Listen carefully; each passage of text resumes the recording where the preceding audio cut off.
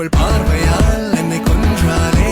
முன்னாலே போனாலே பின்னாலே சென்றேனே.